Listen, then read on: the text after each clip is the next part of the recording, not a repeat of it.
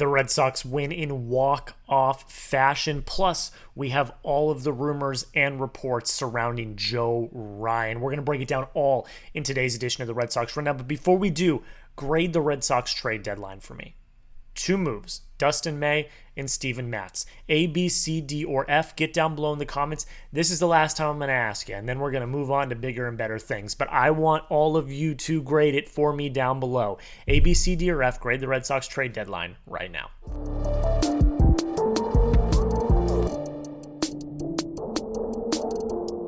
Welcome back into another edition of the Red Sox Rundown. I am your host, Jack, back in the home studio. Thank you so much for taking the time to watch this video. We have details on details on details of the Joe Ryan, absolute craziness of the last 30 minutes of the deadline 2 days ago. We're going to talk about all of that. We have multiple reports from different sources.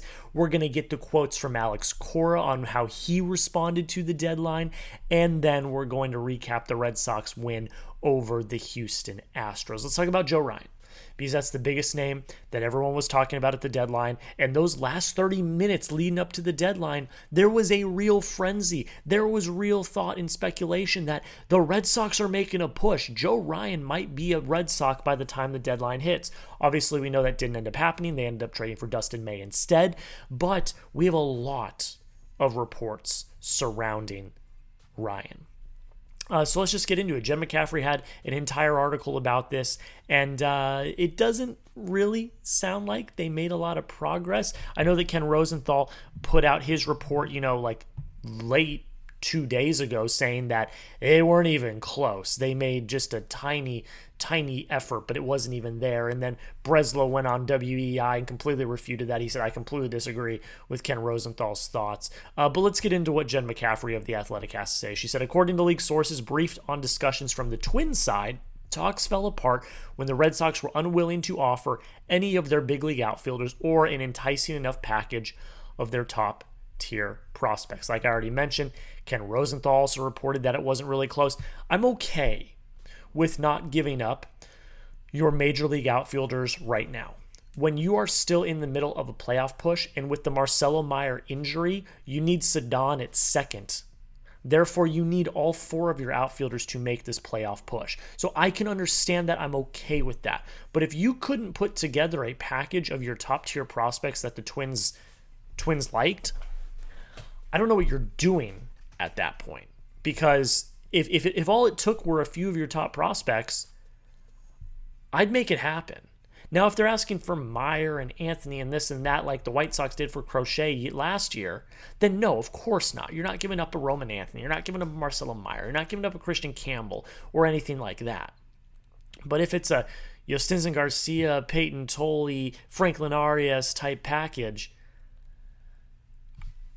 I'd consider it. But let's get some more from Jen McCaffrey. I've also got a report from Rob Bradford. Here's more from McCaffrey. He said, Jhostynxon Garcia, the Red Sox top outfield prospect, was in the mix to be in the deal, but despite Boston's highly regarded farm system, sources said that the rest of the haul offered was not substantial enough to land Ryan, owner of a 2.82 ERA and whose value is enhanced by being under team control through 2027. Rob Bradford also kind of confirms this report as well. He says, industry sources confirm the Red Sox various offers for Joe Ryan included multiple top 100 prospects and other minor leaguers, Payton, Tolle, Jhostynxon Garcia, Franklin Arias, other top 10 prospects, all on the table. Same level of offers made for Alcantara as well. Main focus was on controllable starters. So they obviously made a push for Sandy Alcantara, for Joe Ryan, controllable starters. It didn't end up working. Now, of course, the value is always going to be higher at the deadline because the team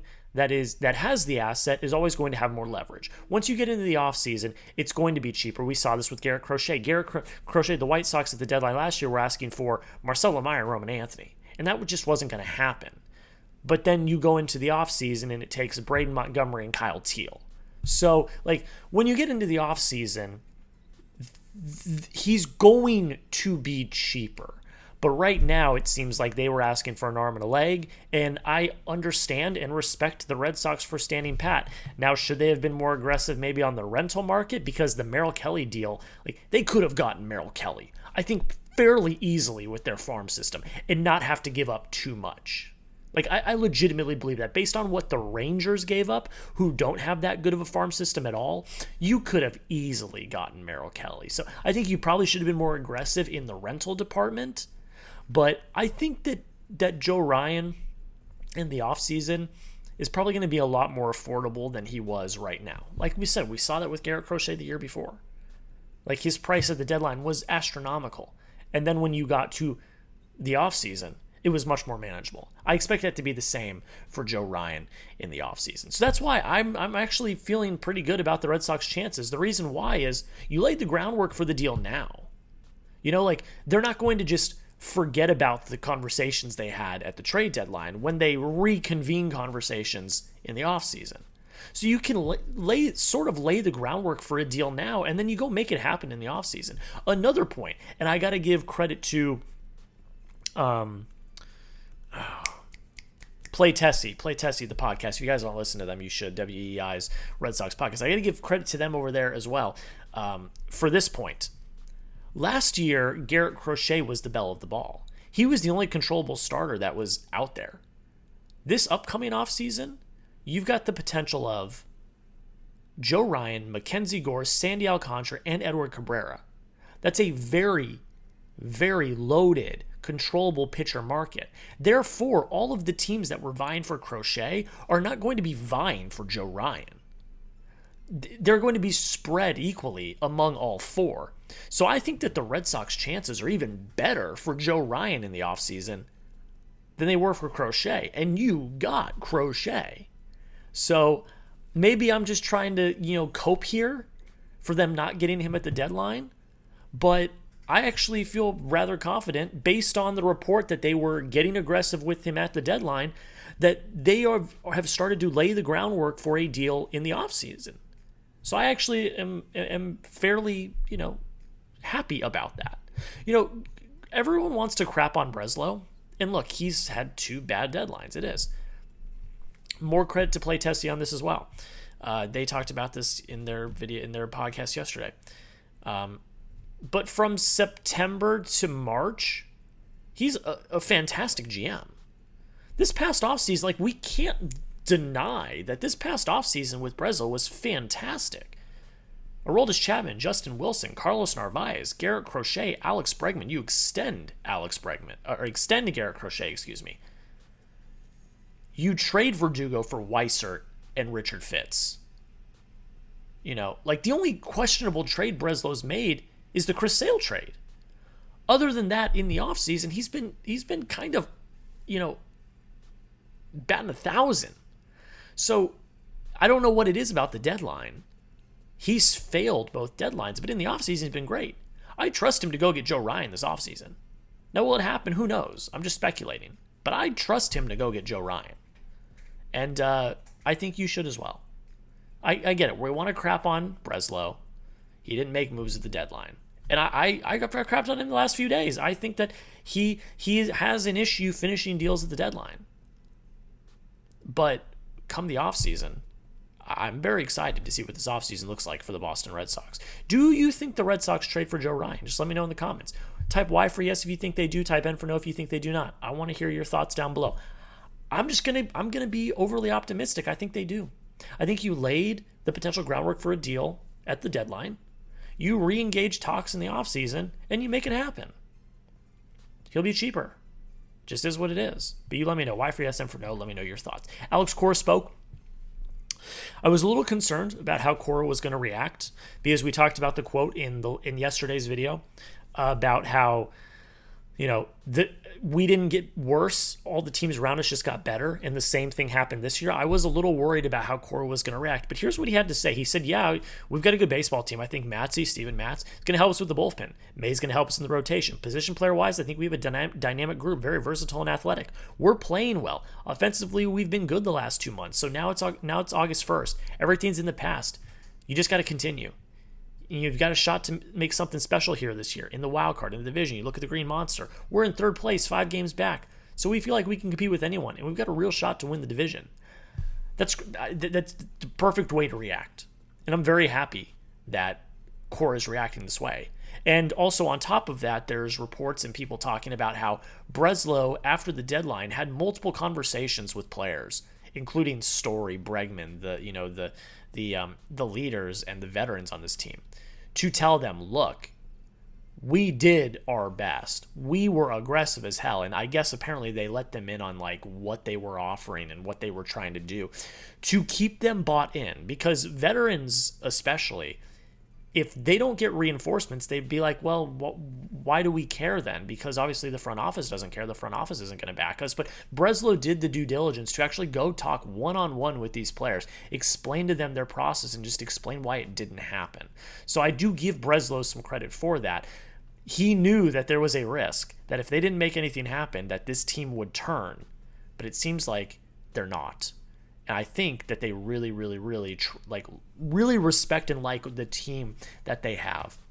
And I really like this group of players as well. I think they have really great camaraderie. So that's something that I will give credit to Breslow for, communicating with the players. Wish they would have done that earlier in the season with a few players. We're not going to talk about it, but you know what I'm saying. But I like the makeup of this team. Could they have gotten even better? Yes. But they believe in themselves, and that's all you can ask for. So it is what it is. Do you trust Alex Cora and his quotes? Do you think he's actually pissed? I actually don't. I trust Cora. I know a lot of people here on this channel absolutely hate Cora. He's my manager. I will back him until the day I die. And I trust him. But you let me know. T for trust if you trust him. D for don't if you don't trust him. Let me know. Simple as that down below in the comments. Make sure you guys hit that subscribe button if you've not already. Our next goal is 4,500 subscribers. We're already to 4,100, so we're 400 subscribers away. Thank you all so much for all the support on the videos and the live at the trade deadline. It was really awesome. I had a great time going live and just producing a bunch of content for you guys. I really do appreciate you guys showing the love because this is my passion. The Red Sox are my favorite team in all of sports, and the fact that I get to talk about them every day is a lot of fun. So make sure you hit that subscribe button if you've not already. Join the family. We got daily videos. Even though the trade deadline's over, we're going to have videos every single day. That is my guarantee to you. So hit that subscribe button right now. Red Sox win 2-1. This felt like a playoff game. I was on the edge of my seat. Roman Anthony gets his first career major league walk-off. It was music to my ears. And on top of that, the Yankees blew a massive lead against the Miami Marlins and got walked off as well. No better day than walking off a team and then the Yankees getting walked off. It's absolutely fantastic. Cooper Criswell comes in, and I said in my last video, this weekend could be a big yikes because of who is pitching. Well, first things first, Lucas Giolito is pitching in place of Dustin May. Dustin May is not going to make his Red Sox debut until next week. So I feel a little bit better about that. And Cooper Criswell comes out and throws a gem. 7 innings, 7 hits, 1 run, 2 walks, 4 Ks. That 1 run came off of 1 pitch, a Christian Walker home run early in the game. But you went toe-to-toe with Hunter Brown, who's in Cy Young conversations right now. Hunter Brown had basically the same line. Same amount of innings, 1 run. He had 1 less walk. He had 2 more strikeouts, and he had 3 less hits. So he had a better line, but you went toe-to-toe with someone that's in Cy Young talks. For someone that has not started at the major league level in forever, I mean, just hat off to Cooper Criswell. He was absolutely fantastic. And then your bullpen, once again, was perfect. Garrett Whitlock gives you a perfect 8th. Aroldis Chapman gives you a perfect 9th, and you had to go into extra innings. Greg Weisser gives you a perfect 10th, which was huge to not give up any runs in the 10th. Your offense was quiet. Now, again, you faced Hunter Brown, who we just went over the stats, threw a really good game. 7 strikeouts, only 6 hits, but you played good small ball when you had to. It was the 7th inning. You have 2 runners on with no outs. Carlos Narvaez lays down a beautiful sacrifice bunt to move the runners into scoring position. Wilyer Abreu hits a sacrifice fly with 1 out to tie the ball game. And then you win the damn game in the 9th. Roman Anthony hits a deep shot to center. It's not a home run, but it was a deep shot to center. He's got the ice in his veins, and that scores the winning run. So it wasn't pretty, but you got the job done, and that's all that matters. The 2 big names of the night, Alex Bregman goes 2 for 4. Roman Anthony goes 2 for 5. They account for 4 of the 6 hits. you won the damn ball game, which was great to see.